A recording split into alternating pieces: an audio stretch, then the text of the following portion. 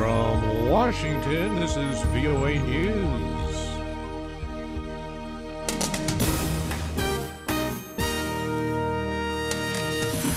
Ukraine on President Obama's mind in Poland.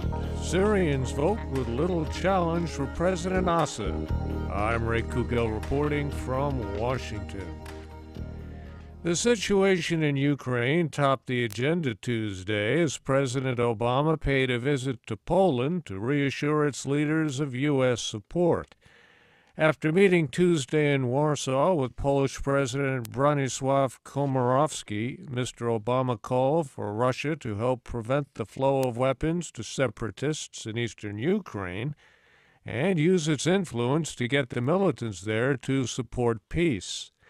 He said Mr. Komorowski agrees that further Russian provocation will have costs for Russia, including possible sanctions. Basic principles of territorial integrity and sovereignty and freedom, the ability for people to make their own determinations about their country's future is the cornerstone of the peace and security that we've seen in Europe over the last several decades. And that is threatened by Russian actions in Crimea and now Russian activity in eastern Ukraine. Mr. Obama said the U.S.-Russia relationship can be rebuilt, but it will take time to reestablish trust.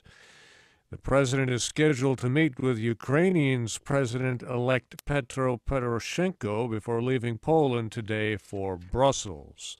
Fighting between government forces and pro-Russian separatists in eastern Ukraine continued Tuesday, with each side claiming to have inflicted losses on the other. Сьогодні зранку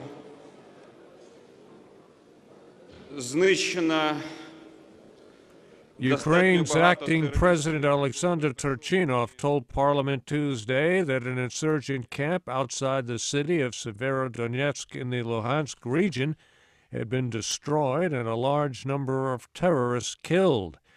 He also said security forces are moving to liberate northern Donetsk. That region neighbors Luhansk. The United States is urging China to free government critics detained or placed under house arrest in the lead-up to today's 25th anniversary of the Tiananmen Square crackdown. Dozens of activists, journalists, and lawyers were detained or placed under house arrest ahead of the June 4th anniversary of China's violent suppression of pro-democracy protests in 1989. China is defending its detention of the critics as lawful. Syrians in parts of the country under government control voted Tuesday in an election expected to give President Bashar al-Assad a third 7-year term. Edward Uranian reports. President Bashar al-Assad, whose family has controlled Syria since his father came to power in a bloodless coup in 1970, is facing two rival candidates for the first time in modern history. Both of his adversaries were chosen by the country's pro-government parliament and stand little chance of winning. The embattled president, who has been trying to put down a 3-year-old uprising against his rule in which 150,000 people have died, was shown voting early at a Damascus polling station with his wife, Asma. The smiling Assad chatted briefly with election officials. Edward Uranian for VOA News, Cairo. Syrian opposition leaders have denounced the election. U.S. State Department spokeswoman Marie Harf described it as a disgrace.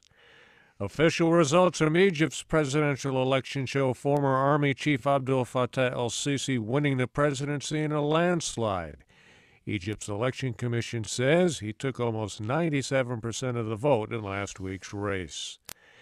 The International Organization for Migration reports tens of thousands of migrants have been rescued while making the perilous sea crossing from Libya to Italy this year.